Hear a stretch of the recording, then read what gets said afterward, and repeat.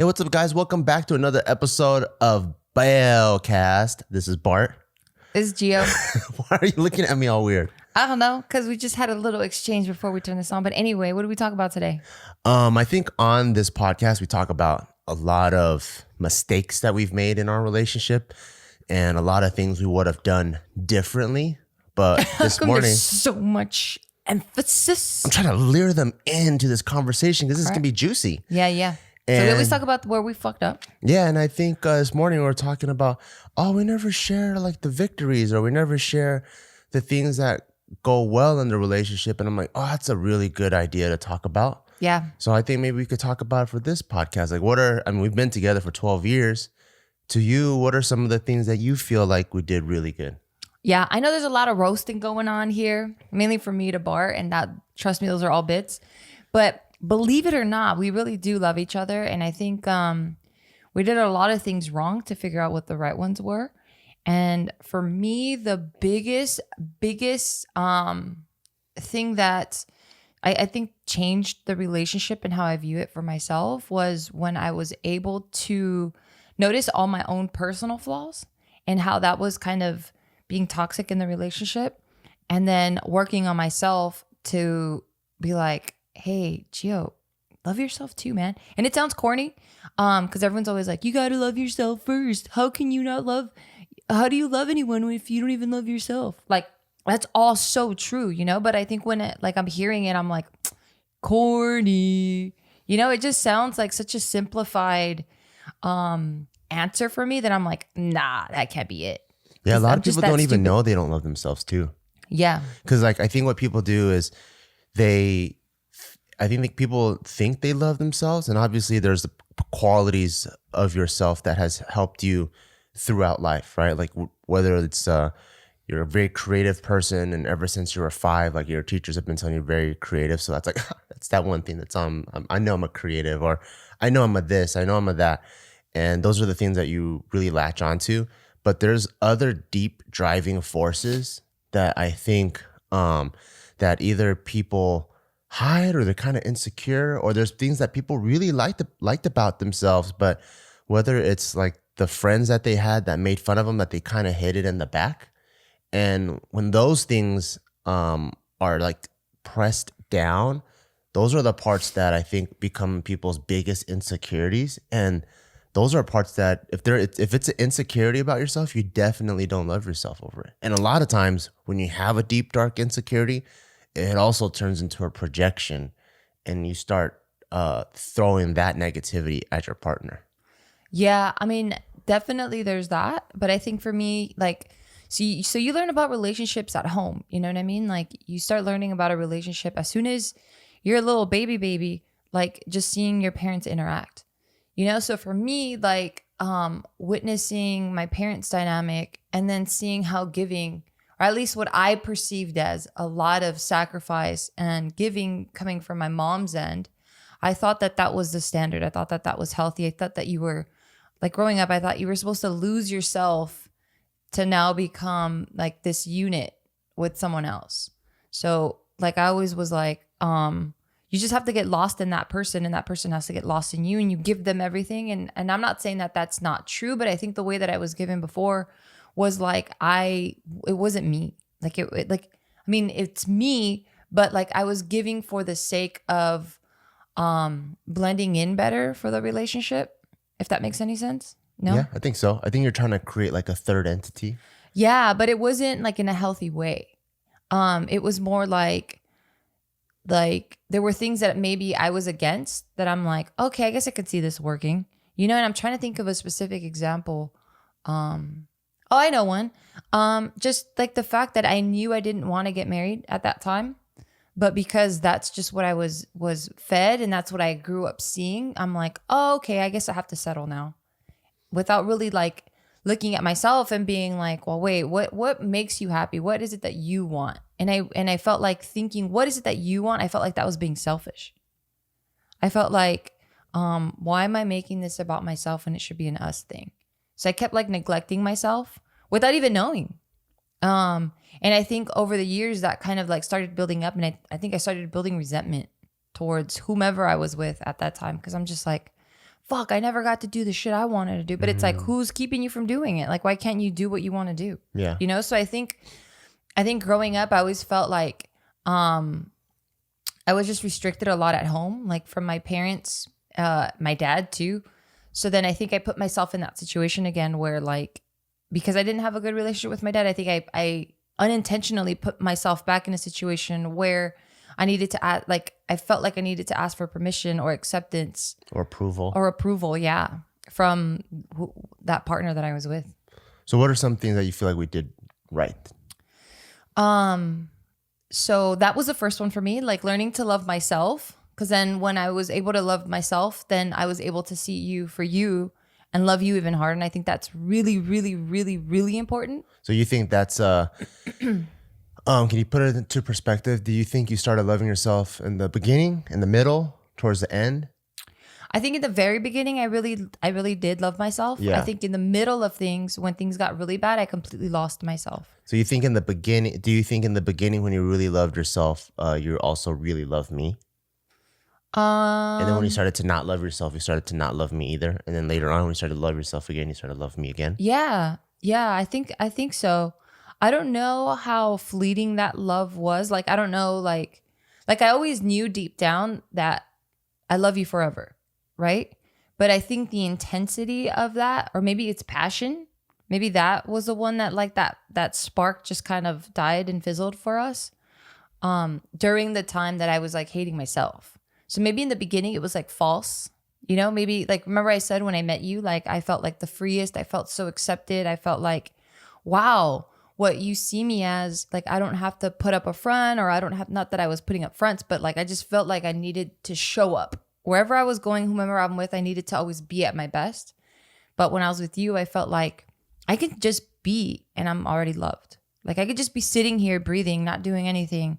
And like, you're already so in love with me. And that felt very freeing. So maybe at that point, like that was maybe like false acceptance on my end. I don't know. Yeah. But I just realized when it hit me that I'm like, oh shit, I need to love myself, was when I was able to start really loving you at like a completely different, deeper level. What about you?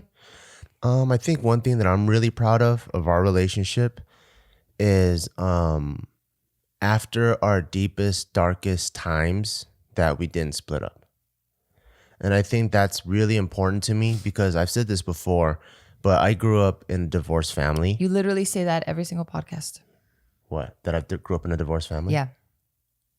Oh, okay. So my parents were split up when I was a kid, when I was 6. And so I know what it feels like to come from a broken home. And I know what it feels like to be like the bargaining chip back and forth. And I know what it feels like for your parents to hate each other when on TV they love each other. So I know that it sucks. And I know that when you go to one family member, that whole side of the family kind of looks at the other family kind of weird. Whereas most people, when they bounce from in-laws to in-laws, they just feel like they have their own immediate family and they have this one giant family on both sides. Yeah, like it's all love. Yeah. It's all positive. It's like, you go to like that side of your mom's side of the family, it's all love. You go to dad's side, it's all love. And then they ask about your mom's side or Yeah, your and they dad's side, can't- and they really care. Yeah, and they can't wait to have the next big gathering so everyone's together. But when your parents are split up, You can't even talk about the other one. well, you go to one side, and my mom's side, her mom, her dad, her brother, her aunt, they hate his fucking guts, and they think they ruin not only my life but her life. And then you go to my dad's side, and they think that my mom destroyed the family. So it's just like it's not all love, you know. So I know what that feels like, and because of that, I never ever wanted Taika to feel anything remotely close to that. And I know if I wanted to bring a kid in, I wanted to bring it into, at least try my best to bring him into like a whole home. And so I think one thing that I'm really proud of both of us is that when we went through our darkest times, we never called it quits, and we were pushing through and really make it happen, you know? And I think like, yeah, there's a lot of people that feel like, well, if you guys were unhappy, you guys should have split. And, I think happiness and unhappiness, I think it really depends on what slice you're trying to look at. Because there's, in any time of your life, if you're looking at a slice of a millisecond, you could be extreme joy, extreme sadness, right? And then if you have a slice that's a minute long, or a slice that's an hour long, or a slice that's a day long, then the waves, I mean, this is really like nerdy, but if you study trigonometry and you know how like sine and cosines work, there's a point where it gets to... Who the fuck turns a relationship talking to math? So people can get a visualization, like there's always ups and there's downs, and it's a wave and it goes up and down. So if you look at it from a split second point of view and you take the slope of that curve, it can be in a positive value, it could be a negative value, it could be a zero, it could be flat, But if you zoom out enough, this wave, it just looks like a straight line. And then this whole straight line could actually be on a uptick, And so to me, I'm like, I try not to let my fleeting emotions of the day or even the week even try to determine how my scope of where things are. And so for me, I just always think that like, if I love Ma Bear loves me, even if we're going through some dark times, like I think we can work it out. And I'm really, really happy that we worked all that stuff out. And then now we have an amazing family with an amazing CUNY kid. I agree. But I don't want to put out like something wrong out there, excuse me, what I mean? Like for us, it was definitely something that, and I'll move to my next point of what makes a relationship what I think. You think I said something wrong? No. I'm just gonna add another layer to what you said. I don't think it's wrong. Oh. I'm just saying that's what definitely worked for us. But we are those type of people. But we like when we got together, it was like this connection that you and I have never felt before, right? Like, and I don't think a lot of people. Well, it's because you're so hot. No, it's not. But I think also like, and a lot of you guys listening probably have felt this, where it's like you feel like you've known this person even before you've already like really met them. You're just like, damn, I have this crazy fucking connection with you. And some of you might not even know what the fuck I'm talking about, and you might never will. Sorry, but I think people know what they're talking about. Okay, cool. I hope so, because it feels really cool. It's like when you're like in kindergarten and you meet that friend that likes your favorite cartoon, and you're like, what? You like Ninja Turtles? Not too? even that. No, that's not the depth I'm talking about. The one I'm talking about is where it's like, fuck, I never believed in past lives before, but I've met you somewhere. And it's weird because I've never seen you before in my fucking life. One of those things. Oh, wow. Yeah, those are rare. You didn't feel that for me? What the fuck? There we go with the roasting. That's not a roast. Well, it's something. That's a legitimate concern. You didn't feel that for me? Of course I felt that for you. All right. Well, anyway, my point that I'm trying to make is, I think because we had that, we knew we had this like fucking bond as toxic, because I feel like the relationship was pretty toxic. As toxic as it got, it never turned like physical to the point where like it just never turned physical where we were like, holy shit, we're like destroying each other physically. Like it wasn't toxic. Are you talking about beating the shit out of each other? Yeah, I guess so. Oh. Like it wasn't toxic like we're trying to fucking sabotage each other. It was just toxic where or maybe toxic's not the right word. Anyway, the point I'm trying to make is... Why are you you using words you don't know? Well, it's not that I don't know. I just feel like it's such a heavy word. Radioactive? God damn it. Anyway, the point I'm trying to make is what's worked for us might not work for everyone. So I've seen couples where I'm like, bro, you should break the fuck up, Whereas for you, you're like, we stuck it through, and it's kind of a gamble. Like you kind of have to maybe even sit there and make a list. You know how I like lists? Yeah. Well, I also think I think relationships, it's not just your commitment and love towards each other. It's also your commitment and love towards yourself. Right. So I think for a relationship to really work, because I'm also a big believer that it's never really the relationship. It's actually yourself. You know what I mean?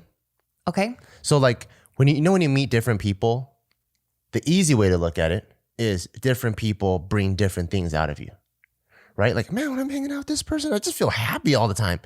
And when I meet with this person, all this person wants to do is just talk some shit. And we're always talking about drama. And by the time I leave their house, I realize, damn, all we've been doing is just venting all day. And we go to this person's house, and this person just wants to like drink. So I end up drinking because like he brings a drinker out of me, So I think that's the easy way to look at it. But I think if you look a little bit deeper, all those parts are actually you. And people are incapable of bringing something out of you that you're not already capable of yourself. It's just that it was a trigger that pulls it out of you, right? And so I think when you're in a relationship, it's easy to blame the relationship. It's like, man, my spouse brings the worst out of me, or my spouse makes me do this. But it's really because it's like you've lost control. Yeah, it's like you have no control over what they pull out of you. Yeah, like you already had the capability of taking the glass and throwing it on the ground. It just so happened that your spouse pissed you the fuck off, so you grab the cup and you throw it on the ground. But you can't blame your spouse for doing it. You know what I mean? I don't know, man. There's some people out there, aka Bart, that just fucking push the right buttons. Hey, I'm all about it, pushing buttons. And so that means that you're already capable of doing it. So I think to make a relationship really work, it's really about the relationship work. And also, I mean, just like quitting a drug, right? It's about removing the people that offer you drugs all the time. But it's also giving yourself some direction and positivity in your life. Maybe you go canoeing or something so that you're not so focused on, where's the motherfucking meth at, man? So you can you also channel that energy. So same thing within a relationship. I think it's important to, if you got anger management issues, you got to deal with that internally. But your spouse should also help be there and can help be there to try not to trigger that. But the hard part is your spouse isn't perfect. So your spouse has their own internal problems. There's really, in a relationship constantly, there's actually 3 set of problems, each one, and then also the joint combined one. Yeah. And so I think if you're willing to work on all 3, yeah, then which you kind of have to, man. Yeah, then I think the relationship can really, really work. Yeah. But obviously some people make the third one harder for you, right? Like if you're alcoholic and you have a gene for addiction, and your spouse is a fucking whiskey connoisseur, it's gonna be a little bit harder. Yeah. But that just means you got to be even more Gandhi about it if you want to stick through this. Yeah, I have something to say about that. But before I do, let's introduce our sponsor. All right, you guys. So I'm super excited to introduce our sponsor, Thrive Market. When I heard about what they do, I was super excited to share it with you guys. So imagine getting high quality, non-GMO groceries delivered to your door, all while still giving back to different communities. That's what I really like about it. What? That you order non-GMO food and then it's giving it to the less fortunate. Yeah. And it is, exactly. So your paid membership provides a free one for someone in need, like low-income families, teachers, veterans, or first responders. So every time you order or your membership kicks in, then it's providing a membership for someone in need. That's awesome. So that's super beautiful. Yeah. What I really like about Thrive Market is obviously the organic and the non-GMO, but it contributes to a healthy, sustainable lifestyle. So you go on their website and then it asks you a series of questions when you first sign up, right? Like, what type of diet are you following? What allergies do you have? What type of sweetener do you enjoy? What about pasta? What about carbohydrates? How do you like it? So it starts really tailoring the marketplace to just really fit your lifestyle. And then once you answer these questions, which take maybe a minute, now it creates the store for you. And now you can start picking and selecting what items you want to receive that month. So it's super convenient, especially now that everyone's, stuck at home. And we're all kind of still a little bit weary of going out into the public space and bringing something home that we don't want to bring home. So Thrive Market really does cater to people that, either live a busy lifestyle or just want a sustainable, healthy lifestyle. So right now you guys are gonna get up to $20 in shopping credit when you join today. So go to thrivemarket.com/Bell. Again, if you join today, it's risk-free membership and you can get up to $20 in shopping credit towards your first order. So that's Thrive, THRIVE, market.com/Bell to start your risk-free membership and get up to $20 off your first order. thrivemarket.com/Bell. And we're back. Yeah, definitely. I mean, you are definitely responsible for your own actions, right? And the point I was trying to make, I guess, was not every relationship you have to, it shouldn't be so fucking self-sacrificing to the point where you lose yourself. You know, like you can fight a good fight, and sometimes it's gonna be those where like your partner has given up and they're just like, nah, fuck that, like this sucks or whatever. But you really just have to understand yourself as a person, and just being like, damn, is this worth it? Do I want this? And then understand them as a person. It's like, damn, is this the right person for me? And then at that point, I think you can decide if you want to fight a good fight or not, you know, because like for us, it worked fighting through it. For other people, it was a waste of time. So yeah, everything's not cookie cutter. You definitely have to look in that. So moving into my next point is trust. And it's like, when you first start dating, or at least for myself, when I first started dating, I just thought trust meant like fidelity trust. Like I thought that's kind of as deep as it needed to go. I didn't really think about it too much past that, because I'm like, hey, I want him to be loyal and I'm going to be loyal to him. And yeah, that's the only thing I really looked for. But then the longer we've been in a relationship, I realized that there's trust literally in every exchange that we make, whether that's whenever we share like something we're kind of ashamed about, or like scared to talk about, like even just talking about sex for us in the beginning. Remember how like there needed to the room needed to feel like it was full of love and trust in order for us to even like talk about certain sexual fantasies or whatever that we had. And it blew my mind that like we both felt awkward about talking about that, because we're both so open in front of a camera. But when it came to us talking about intimacy, I don't think that would have happened if we felt like there wasn't that trust. That was one of the most funnest times of my life. I think we were exploring like intimacy and like really trying to make that safe space about sex. And I remember you told me to pull up a porno and then you jacked me off. I'm like, that was pretty tight. So what the fuck? That's not, well, how does that, what value did that just add to the fucking conversation? I think you just wanted to brag. No, I thought we were talking about trust. So I think she told me to pull up my favorite porno, and I pulled up a porno, and then she started jacking me off. And I'm like, I think man, you're this bragging. is a lot. No, I'm like, there's a lot of trust here. I like You're that. fucking around. I'm not fucking around. That really happened? Yeah, you don't remember?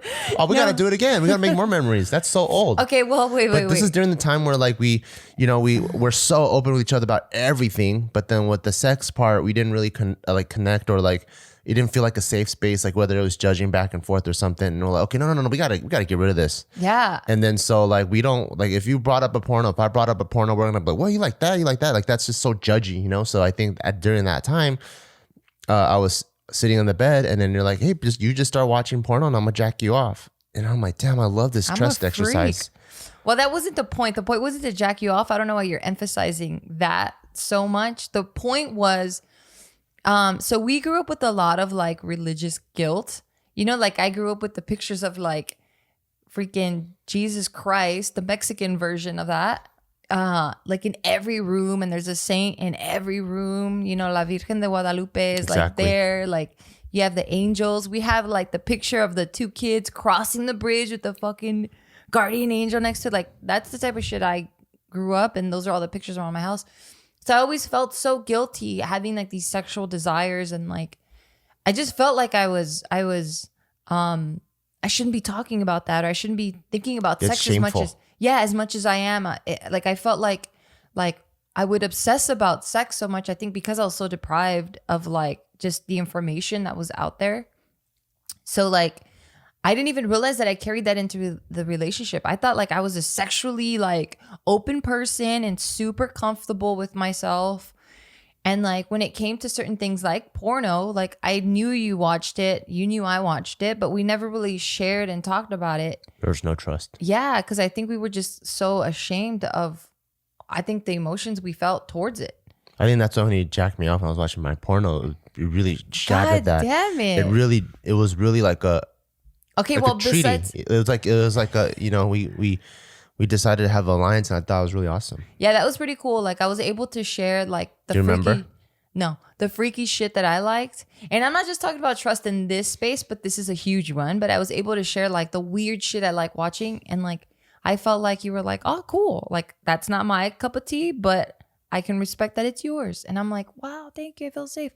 Another one of trust is just in like like decision making. You know, there's times where like you and I, we don't agree on shit, but we ultimately know, or we know that ultimately, the end goal is for us to succeed and be happy as a unit, the three of us. So there's times where I don't agree and you don't agree, but we're just like, okay, we know what the end goal is, so we're just gonna back up that decision 100%. And I really do like that because it's very empowering in a relationship. It feels like it's very equal, you know? And I think for me, feeling equal in a relationship is really important. I know some people don't even think about that, but I think for me, I do, because of just the dynamics I saw growing up, you know? Like our household was very patriarchal. And at the time growing up, I didn't mind it, I guess. Or maybe subconsciously I did. That's why I'm like so aware of it now. But I just felt like there was, I don't know, it just felt like that dynamic was weird for me growing up for some reason. I always felt like my mom's voice was so little compared to my dad's. And when I grew up and I realized how much it kind of bothered me, that's why I always wanted my voice to be equals to that of my spouse. Cause I'm like, I want a relationship where we can like bounce ideas and like just thoughts back and forth. I think we're meant to be then, because my grandpa, the way he always emphasized it, like this is what he taught my mom and her generation, and then which is also what he passed down to me. But he always said, he always told my mom and his kids, you guys don't have to listen to me. I'm just your dad. So That's awesome. As your dad, dads are a dime a dozen. Your mom is the complete opposite of that. Yeah, I know. No, actually worked in her favor. Oh, okay. Because he was like, I'm just your dad, so you don't have to listen to me. But you have to listen to your mom, because your mom is the one that gave birth to you, and your mom will be there by your side no matter what. And then so because where would the dad be? Is the dad just could, maybe he just set it up so he can like bounce. Maybe, but because of that, what he says, he always backed up whatever the mom said all the time. And then so like so my grandparents, they had like a very traditional, I guess, Chinese style of family arrangement at that time, where grandma didn't work, stayed at home. The dad went out and worked and brought home the money, and then the mom does the finances and the accounting and stuff, right? Like, and does like that budgeting and all that stuff for the house. So whatever decisions that the mom made for the house, he backed it. Well, it makes sense because he doesn't know what the fuck is going on in the house. Yeah, so he backs it 100%. And so most of the time, he enforces what my grandma wants even harder than what he wants. And I think that's where I learned that from too, where if I see you telling Taika something or disciplining it on something, I make sure that he doesn't talk back to you, or I make sure that whatever you said, if it needs to have an emphasis or be re-emphasized, I'm there to make sure that it happens. Yeah. Yeah, I feel that. And I really do enjoy that, because I feel like now we're like in an equal partnership, you know, like I'm not one to like having to rely on someone. That's just not my style. I just feel like, obviously this might be an insecurity of my own. Yeah, it is. But I don't like that. I like bringing my fair share to the table, you know, like if you're, and we've talked about this, but this is super surface, but like if you're bringing X amount of dollars, then I want to match that, you know, like I want everything to be 50-50 all the time. I think because of just how the dynamic that I witnessed, you know, where I'm like, man, I don't like that. I like the voices to be equal. You feel like your mom's voice is really small in the household? She probably made all the... I don't know if it was really, like, I don't know if it was really small. I want to say no. But what did you feel like? Right. That's what I'm getting to. So I don't know if it was real, like the reality, her word might have carried more weight than my dad's, but I think the way she made me feel that she felt that how her voice was small, you know, because I would ask. So she could have ruled the house, but she just felt like maybe nothing. I don't know, but I just felt like I felt like this helplessness coming from her, where I'm like, oh man, let me not be that way. Subconsciously, I'm thinking this. I'm like, let me not be that way, so that like I ultimately can help her not feel that way, and then me never feel that way. Yeah. Yeah. So I think I think feeling that in a relationship really, really helps. I see. Yeah. Because now imagine if I'm like, and I know we fuck around a lot, but like when it comes to serious stuff, like I won't belittle you on any of that stuff, you know, because I'm like, I'm your partner and I want to support. Like, even if I think you're you're doing the stupidest hobbies. Which hobby is stupid? I'm not going to talk about it. But let's say You need to jack me off again. you need to just listen. So yeah, like for bits and stuff on camera, we fuck around a lot. I'm trolling his ass. I'm burning and roasting, and I can't wait to go in. And I'm mocking so much fun, and I'm poking so much fun at him, and I'm mocking him like crazy. But off camera, you can't wait to jack me off. Yeah, off camera, I can't wait to jack him off. And yeah, like I really support all your stuff. You know, as stupid as I think it is. Like, I think if it's important to you, then You think scuba diving is stupid? if I think it's important, if I see that it's important to you, not I think, but if I see that it's important to you, then it's just as important to me. Oh, and I thank think you. and I think that type of support is really necessary for a healthy relationship. I think so too, because I think like people have their coveted things, right? Like there's things that mean a lot to them. And I think you feel the most support from not just your spouse, but also your friends and your family and just everyone you meet. I think you feel that when they support your thing. You know what I mean? Like even with connection wise, right? Like let's say you like this movie, it's a guilty pleasure, you're kind of ashamed of it, you think it's kind of cheesy, but for some reason you really like it, right?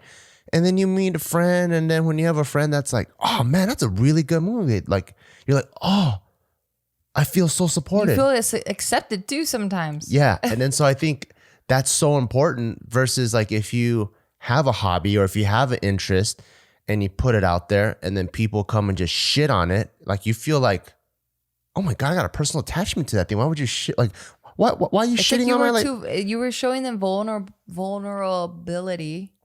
Like you're being vulnerable with them, and then they just laughed at you. Yeah. And you're just like, I'm never going to do that again. Yeah. You got like this cool little 1950s, I don't know, like little classic car. And then they go, ew, you want to fix that up? That thing sucks. You're like, but it has sentimental value. I know, it's fuck you. If you have friends like that, tell them to fuck off. Yeah. So I think it's really important. I think another thing that I'm really, really proud of us for is us being able to be together and also run a business.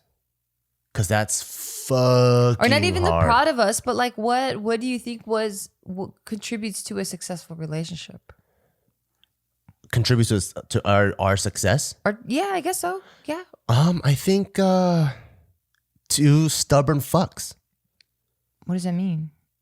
You know what that means? I know what that means, but how does that play into having a successful relationship? Well, so if you got an X-ray, right, of both of our heads, the skull thickness is probably thick as fuck. That doesn't okay. What part? And then if you weighed our heads, they're I both get what probably you're above average weight. They're probably like two bowling balls that are just so dense and thick on the inside. So you're saying that worked in our favor because why? Because I think for us, regardless of what the obstacle is, we're so stubborn, we have to see it through. Okay, well, you call it stubborn. I call it being in love. Fine. I don't know what love has to do with skull thickness, but I guess if you have a thick fucking skull that's a heavy dome, then you're going to be in love too.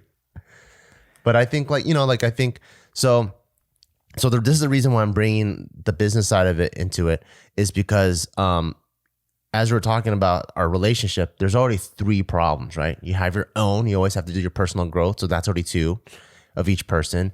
Then you have the joint problems of the relationship of these 2 personalities, like, you know, the friction that it causes, there's 3. And then the minute you're balancing a relationship and a business, I don't think it's 4. I actually think it's minimum 5. And this is why I think it is. It's 4 because you are bringing the physical business in. So now you are business partners running a business. But the 5th one is you're also lovers running a business. So that's different. You know what I mean? Like there's a lot of times where we had a fight, a personal fight about some personal shit. When it comes to business, we don't call that meeting off. We have to go into it fucking staring each other down, hating each other's fucking guts, and me knowing that you're not gonna jack me off while I watch my favorite porno that night. we still work through whatever we need to work through to reach those goals so that we can pay our employees and all that stuff. And that's really difficult. Or we could be awesome personal life. You just jack me off while I watch my favorite pornos, and we're like, we're really lovey-dovey. We have a difference in business during the business meeting, and then that gets taken back, and now your business partner's trying to have a romantic relationship.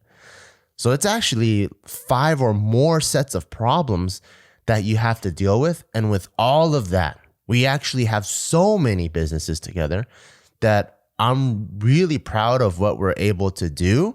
And I think what really helped us go through all of those things is, I think, even though we have really thick, densely formed skulls that make us stubborn, I think when it comes time to it, we're actually pretty good at putting away our ego and our stubbornness for the greater good. And I think that's what really helped us out, because I think when we sense that one of us is really hurt, one of us will really like go introspectively and go, okay, well, how did I contribute to this? Even though I know that person's a fuckhead right now, like, what can we do to, like, acquiesce this and then make it feel better? And like, there's times where we're fucking pissed, like we want to strangle the shit out of each other, but something funny happens, or like, like there's just a little, all it takes is that one little, you being an idiot, and then I look at you and I'm like, wow, he's really dumb. So it takes like I one can't little, be mad at how one dumb little, he is. yeah, one little thing, and it just unravels it, and we start laughing, and it's a good time again. Yeah. Humor is another one, like not taking yourself so seriously. I think it's the ego that you just touched upon. Like, I think that's a big sign of just maturity, when you're able to, and this is hard, man, like understanding when it's you versus your ego talking, that shit's fucking hard. I'm still trying to like get a hold of that, but like when I'm able to catch that my ego is getting the best of me, then immediately I'm able to be like, oh fuck, I need to step back. I'm like, I'm fucking putting way too much fuel into this fire. And if I can catch it, then I'm quick to be like, okay, wait, I'm sorry. I don't know what happened. Let's just talk now. And usually that like, it's so hard because like, I think half the times when people argue, because it's already passionate, you don't know if it's you talking or the ego talking, right? It's like someone goes, man, this coffee tastes like shit. Like, no, it doesn't. It doesn't taste shit like shit. It tastes really good. And then later you're like, wait, what does that coffee mean to me? I didn't even make this coffee. I bought it at this place that I thought was good. Why do I have such a personal attachment to it? And I'm like, oh, because my fucking ego's doing the goddamn fighting again. Because if your ego was on check, or if ego was just chilling, like, this coffee's not good. Like, oh, that sucks. Well, my coffee's pretty good. You want to try mine? Ego's tough. That's fucking hard though. Yeah. That's really hard. Especially if you got thick fucking skull formations. Yeah. Well, that's another thing that I feel like also helps in a relationship, or at least for us. What? Is the thick-headedness. Because sometimes like we're not, like, it could be the ego that's kind of going in, and because we're so persistent and thick-skulled, that we're just like, wait, no, this isn't right. Like, this isn't you. You're not being yourself. You just need some time to yourself, and then we'll continue the conversation, and we won't give up until that shit's solved. And I think that's really important, because like when you sweep shit under the rug, it just manifests in different ways, and like it just eats away at you, and nothing gets resolved, and then it's just problem after problem after problem getting piled on top of each other. And you just feel heavy about being in this fucking relationship. But then the other person could be completely content and happy, and they don't know what the fuck's going on. And then it gets to the point where you're like pushed to your limits, and then you explode, and you're like, fuck this shit. I want it to be fucking over, when it didn't have to be over. You didn't have to feel that way. Yeah. And I've been in relationships like that where I've just held on to things without even knowing that I was holding on to things. Maybe I felt like if I opened my mouth, I was being naggy or some shit. Probably. So I think probably what, I'm really naggy. Mm-hmm. So I think what ended up happening was, obviously I didn't really love this person, because I was such a bitch. But yeah, I think I held in a lot of the things that I didn't like about the relationship to the point where I'm like, yeah, I can't do this anymore. And then I'm like, hey, so we need to talk. And they're like, oh shit, I had no idea. Like, if you would have told me, I could have fixed this shit. What a bitch. Okay, they didn't say it like that. We were really young and immature. It was more like, no, please, no. And I'm like, nah, sorry. Change of heart here. One thing I think that's really cool is, as accepting as we are of each other, I think the stubbornness actually helps out, because I think when you're stubborn, you're committed and you want to see it through, right? So I think what's really cool about the stubbornness that works for us too is that we never let each other steamroll each other. You know what I mean? Like, I've been to like people's houses where you can clearly tell, okay, the chick decorated this entire house and the dude, his fucking balls sucked into his body and he doesn't give a fuck, you know? And he's just completely like, okay, this whole realm of our relationship is going to be hers, or vice versa, where the girl's like, okay, and you're like, why does this place smell like fucking college dorm room? And it's because the girl, her vagina sucked into her body and the guy steamrolled all the way through. And I think for us, because we're so fucking stubborn, that we have to leave our initials somewhere, and it can't be a complete lie down and roll me over. So every single room or every single that sounds space, exhausting. every single room or every single space has a little bit of both of us. You know, like even like our closet, right? Which is, to me, that's a place that could be I could be steamrolled.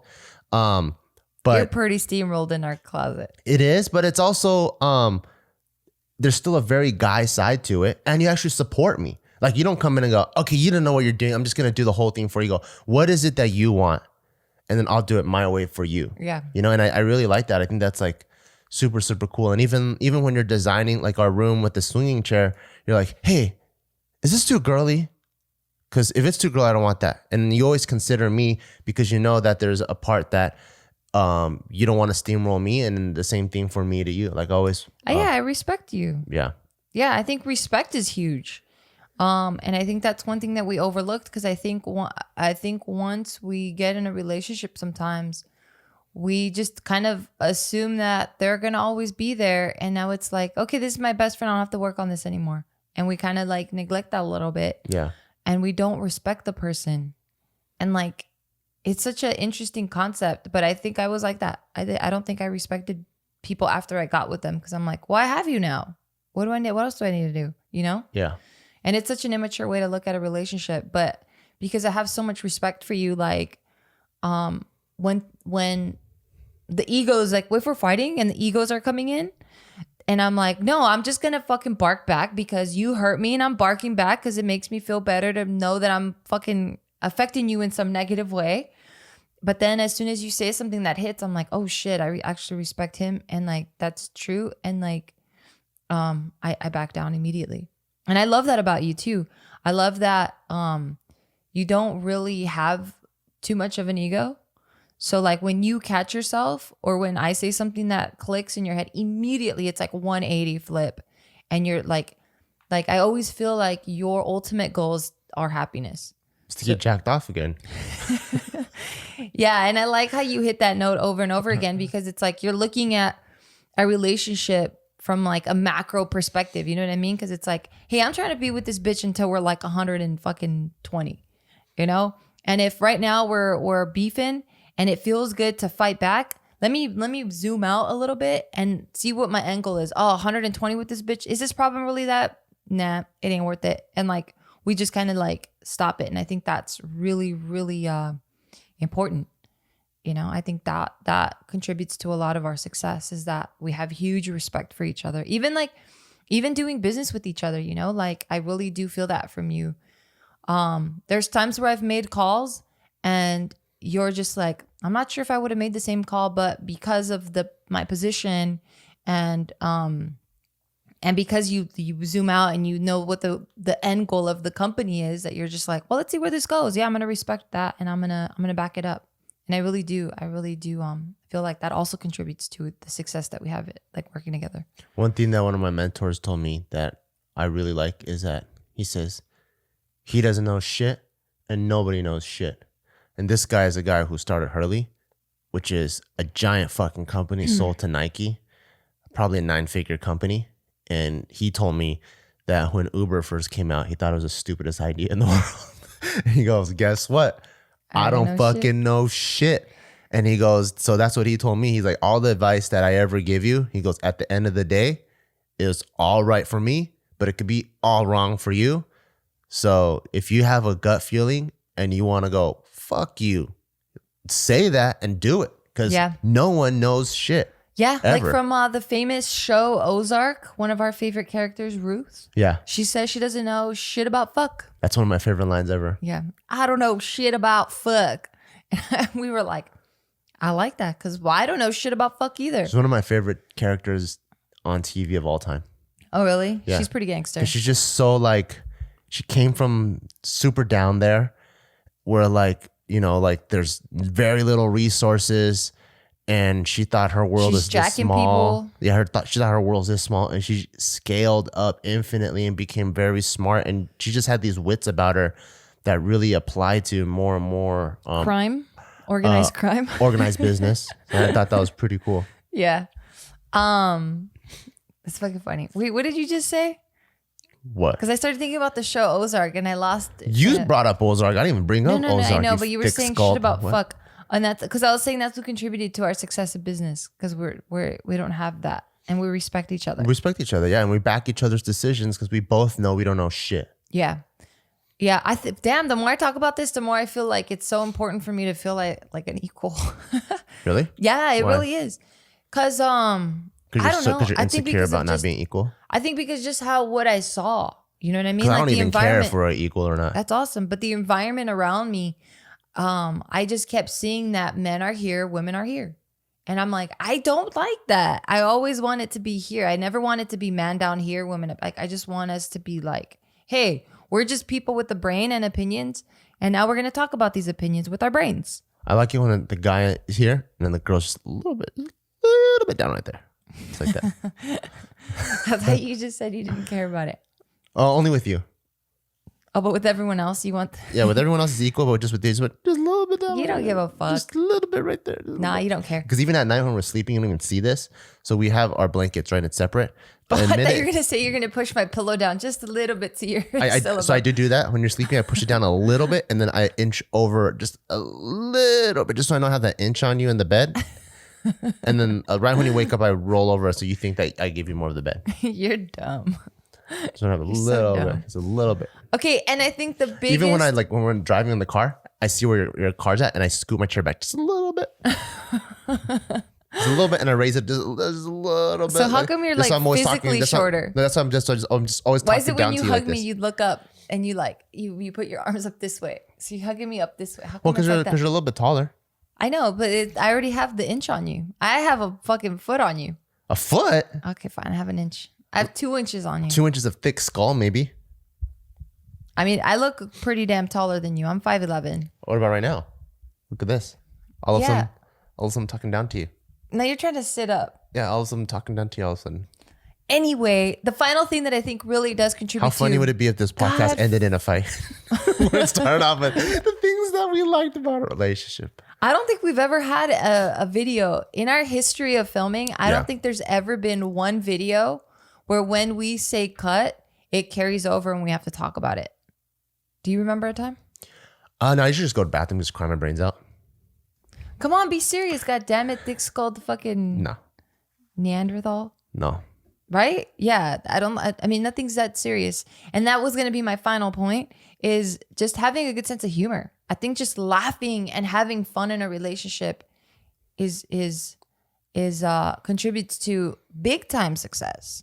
Because it's like you're just this playful, you're free now. There's no judgment. You can I act a fucking goofball with you. Like I sing, sometimes I just fucking dance for no reason and or I yell out of nowhere. Like I feel ultimately free and like we can laugh and I can tap into my my younger kid, I guess. The inner child, yeah. Yeah. And it's a lot of fun. So I see this relationship as like a lot of fun. Like this kidney. Like in other settings, I have to be this person, you know, and I try to stay fun everywhere I go, but sometimes it's not the right time, you know? So when I come home, I know that it's always the right time. So I think That's that contributes to our success too. That's it. You got nothing else to say? No, I think you have fun. I have fun. Taika has fun. I think we have a fun family. Yeah, it's pretty damn. That's Taika. He's doing Taika. All right, y'all. Well, hopefully you guys got some sort of insight to what and whatever we just shared. Again, all of this could not even apply to you guys, and you're like, shut the fuck up. Everyone's different. We don't know shit about fuck. We don't know shit about fuck always. But this is what's been working for us. And who knows, maybe in like 5 years, it's going to be completely different advice or information. So take this with a grain of salt. Take what you like, apply it to your life. What you don't like, throw that shit away. Busted Bruce Lee. But yeah, thank you guys so much for listening, and we'll see you guys soon. Bye. All right, so special thanks to our sponsor, Thrive Market. Remember to become a member risk-free. Just go to thrivemarket.com/Beaw, BEAW. And when you join today, you're going to get up to $20 in shopping credit towards your first order. So that's thrivemarket.com/Beaw. And make sure to go check out barbellbrigade.com. We just dropped our identity collection, which includes shirts like this, where it's just our evergreens, our shirts that are just our basic, our fundamentals to the brand, our hoodies, our tanks that will never go out of style, just the basic ones. Make sure you go to barbellbrigade.com.